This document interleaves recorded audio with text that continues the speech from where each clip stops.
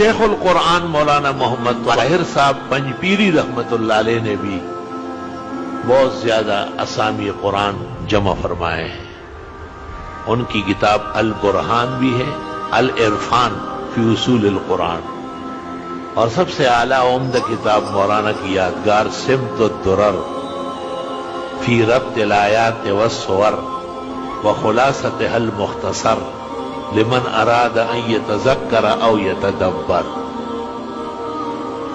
جامع کتاب. حضرت مولانا اپنے زمانے کے شاہکار عالم تھے، دارالعلوم دیوبند کے خریج اور فاضل ہیں. شیخ الاسلام مولانا حسین احمد کے شاگرد ہیں، اور علوم قرآن میں مولانا حسین علی اور مولانا عبید اللہ سندھی کے بہت خاص شاگرد ہیں.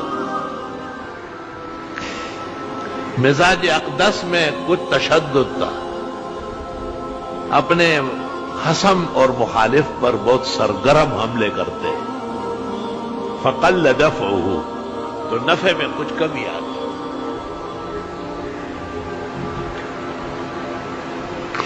تاہم قرآن کریم کے علوم کے بارے میں ان کی حیثیت اس عاجز کی نظر میں ایک دستاویز کی ہے.